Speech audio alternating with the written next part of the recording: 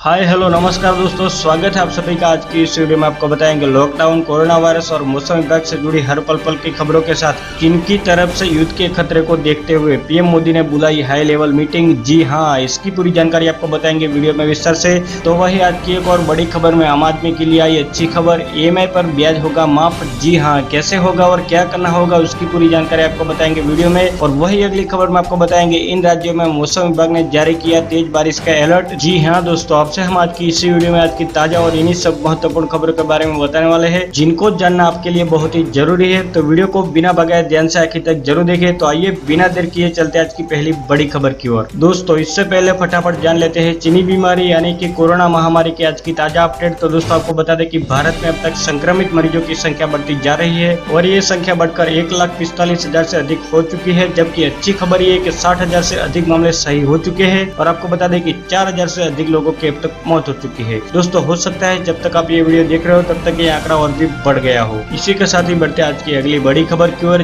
जी हाँ, चीन की तरफ से युद्ध के खतरे को देखते हुए पीएम मोदी ने की हाई लेवल मीटिंग। NSA और तीनों सेना प्रमुख हुए शामिल। जी हाँ, लद्दाख स्थिति नियंत्रण रेखा LAC पर चीन की ओर से सीमा विवाद को लेकर चल रहे गतिविरोध पर प्रधानमंत्री नरेंद्र मोदी ने मंगलवार को हाई लेवल मीटिंग बुलाई थी। इस बैठक में राष्ट्रीय सुरक्षा सलाहकार Ajit Doval, chief of defence staff CDS general Bipin Rawat और तीनों सेनाओं के प्रमुख शामिल हुए थे। पीएम मोदी ने इस बैठक से इतर विदेश सचिव हर्षवर्धन से अलग से इस मसले पर बातचीत की थी। बता दें कि इससे पहले रक्षा मंत्री राजनाथ सिंह भी CDS जनरल रावत और तीनों सेना प्रमुखों के साथ चीन से तनाव के मामले पर लंबी समीक्षा बैठक कर चुके हैं। दोस्तों आप लोग क्या चाहते हो कि भारत को चीन की इस नापाक हरकत के बाद क्या करना चाहिए, हमें अपनी राय कमेंट सेक्शन में जरूर बताएं। अगली बड़ी खबर में आपको बताएंगे लॉकडाउन में बैंकों को ब्याज माफ करने के लिए सुप्रीम कोर्ट ने केंद्र और RBI को भेजा नोटिस। जी हाँ, गरीब और लोन भरने वाले लोगों के लिए आई अच्छी खबर। लॉकडाउन के दौरान बैंकों की ओर से कर्ज पर वसूले जा रहे ब्याज के खिलाफ सुप्रीम कोर्ट में याचिका दायर की गई है। इस याचिका को सर्वोच्च अदालत ने स्वीकार कर लिया है और केंद्रीय रिजर्व बैंक ऑफ इंडिया को नोटिस जारी किया गया है। याचिका में दावा किया गया कि जब लॉकडाउन के दौरान किसी तरह की कमाई नहीं हो रही है तो फिर लोग कैसे बैंकों को ब्याज देंगे। अगर फैसला मान्य रहा तो EMI मोरेटोरियम ब्याज भुगतान पर होने वाले ब्याज से लोगों के लिए एक राहत भरी खबर होगी। जी हाँ दोस्तों, आपको बता दें कि दायर की गई याचिका में कहा गया कि अभी ब्याज वसूलने से बैंकों ने कुछ वक्त के लिए छूट दे दी है। पहले ये छूट 31 मई तक थी, जिसे अब बढ़ाकर 31 अगस्त तक बढ़ाया गया है। लेकिन जब ये खत्म होगा तो बैंकों की ओर से बकाया ब्याज वसूला जाएगा, जो गलत है। अगली बड़ी खबर में आपको बताएंगे इन राज्यों में मौसम विभाग ने जारी किया तेज बारिश का अलर्ट। जानिए आपके यहाँ कब होगी बारिश।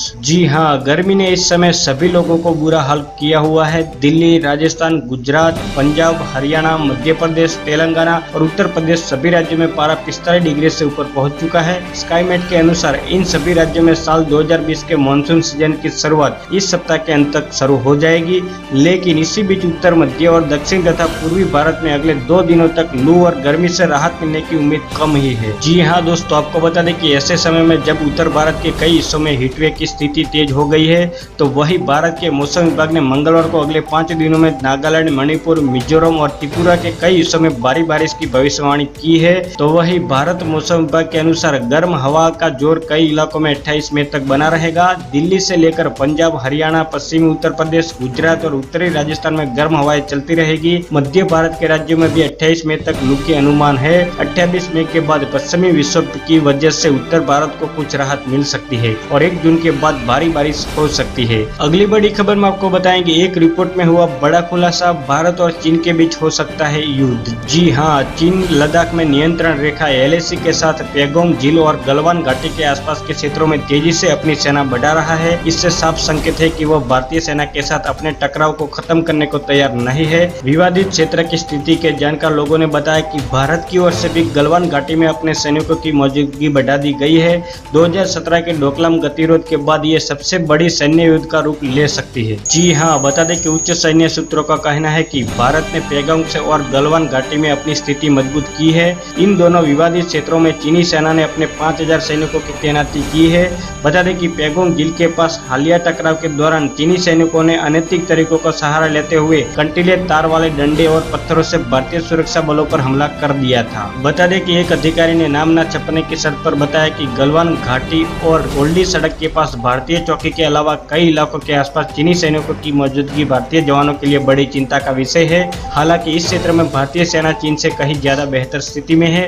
भारतीय सेना हर हाल में युद्ध के लिए भी तैयार है। अगली बड़ी खबर है, चाइना के दबाव से WHO ने हाइड्रोक्सीक्लोरोक्विन दवा को ट्रायल पर लगाई रोक। जी हाँ, कोरोना महामारी के उपचार के लिए हाइड्रोक्सीक्लोरोक्विन दवा के ट्रायल पर विश्व स्वास्थ्य संगठन WHO ने रोक लगा दी है। WHO के महानिदेशक डॉक्टर टेड्रोस ने कहा कि आमतौर पर हाइड्रोक्सीक्लोरोक्विन दवाएं ऑटो इम्यूनी बीमारियों या मलेरिया के रोगियों के लिए सुरक्षित है, लेकिन हार्ट से जुड़ी समस्याओं पर इन दवाओं ने हानिकारक दुष्प्रभाव दिखाए हैं। बता दें कि हाल ही में स्वास्थ्य क्षेत्र की मशहूर पत्रिका द लेंसेट में दावा किया गया था कि मलेरिया के इलाज में इस्तेमाल आने वाली दवा हाइड्रोक्सीक्लोरोक्विन का कोरोना के मरीजों के इलाज में फायदा मिलने का कोई सबूत नहीं है। अगली बड़ी खबर है, WHO की रोक के एक दिन बाद ICMR ने कहा भारत में जारी रहेगा प्रयोग। जी हाँ, हाइड्रोक्सीक्लोरोक्विन पर बढ़ती चिंता और WHO के इसके ग्लोबल सॉलिडेरिटी ट्रायल को रोकने के फैसले के बीच भारत ने इसका प्रयोग कोविड-19 से बचाव के लिए हेल्थ केयर कर्मियों के बीच जारी रखने की बात कही है। बता दें कि Indian Council of Medical Research ICMR के director general doctor Balram Bhargava ने कहा कि दवा को शुरुआती तौर पर मार्च में सुझाया गया था। इसके प्रयोग से पहले इसका एक परीक्षण किया गया था जिसमें इस दवा में एंटीवायरल गुण देखे गए थे। अगली बड़ी खबर है, राहुल गांधी का मोदी सरकार पर बड़ा आरोप, नेपाल और चीन के साथ क्या हुआ। जी हाँ, देश में जारी कोरोना वायरस के महासंकट के बीच मंगलवार को कांग्रेस नेता राहुल गांधी ने मीडिया से बात की थी। इसी दौरान राहुल ने लॉकडाउन से लेकर प्रवासी मजदूरों के मसले पर चर्चा की, लेकिन राहुल गांधी से बीते दिनों नेपाल और चीन के बॉर्डर पर जारी तनाव को लेकर सवाल दागा गया था, जिस पर उन्होंने कहा कि सच क्या है, सरकार को देश के सामने रखना चाहिए। बता दें कि कांग्रेस नेता राहुल गांधी ने कहा कि बॉर्डर पर जो हुआ है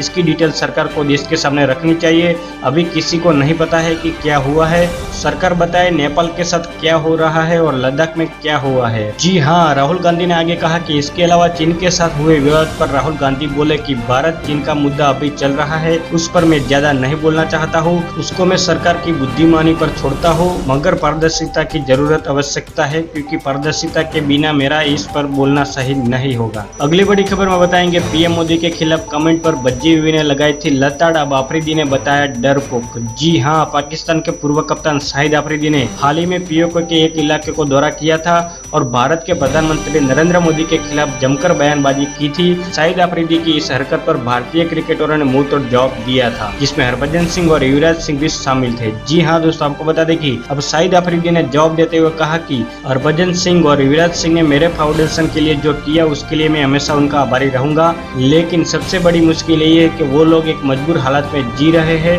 वो वहाँ रह रहे हैं, ऐसे में उनकी ये मजबूरी है। मुझे पता है कि लोग वहाँ क्या महसूस कर रहे हैं, इसके आगे मैं कुछ नहीं कह सकता हूँ। दोस्तों, आप लोग इस कायर आफरीदी पर क्या टिप्पणी करना चाहोगे, हमें अपनी राय कमेंट सेक्शन में जरूर बताएं। अगली बड़ी खबर है, युद्ध की तैयारी में चीन, राष्ट्रपति शी जिनपिंग ने दिए सैन्य क्षमता मजबूत करने के आदेश। जी हाँ, भारत के साथ सीमा विवाद और अमेरिका के साथ कोरोना वायरस की उत्पत्ति को लेकर चल रहे गतिरोध के बीच चीन ने मंगलवार को बड़ा कदम उठाया है। चीन के राष्ट्रपति शी जिनपिंग ने देश के सशस्त्र बलों को सैनिकों की ट्रेनिंग मजबूत करने का आदेश दिया है। इसके साथ ही उन्होंने कोरोना वायरस महामारी के चीन की राष्ट्रीय सुरक्षा पर पड़ रहे सीधे प्रभाव से निपटने को तैयार रहने को कहा है। जी हाँ दोस्तों, आपको बता दें कि चीनी मीडिया रिपोर्ट का हवाला देते हुए हिंदुस्तान टाइम्स में प्रकाशित खबर के मुताबिक शी जिनपिंग ने कहा कि देश के सैनिकों की ट्रेनिंग मजबूत करना और युद्ध के लिए तैयार होना, राष्ट्र की रक्षा करना और देश की समग्र सामरिक स्थिरता की रक्षा करना महत्वपूर्ण बताया है। दोस्तों, आपको हमारी ये जानकारी अच्छी लगी तो हमें अपनी राय कमेंट सेक्शन में जरूर बताएं और वीडियो अच्छा लगे तो लाइक करो, ज्यादा से ज्यादा शेयर कीजिए अपने दोस्तों के साथ फेसबुक और व्हाट्सएप पर। अगर आप हमारे चैनल पर पहली बार आए तो चैनल को सब्सक्राइब करके बेल आइकन जरूर दबा दीजिएगा, ताकि आप और हम आपस में जुड़े रहेंगे और रोजाना एक दूसरे के साथ काम की खबरें शेयर कर पाएंगे। बस अभी इतना ही, धन्यवाद। वंदे मातरम, भारत माता की जय।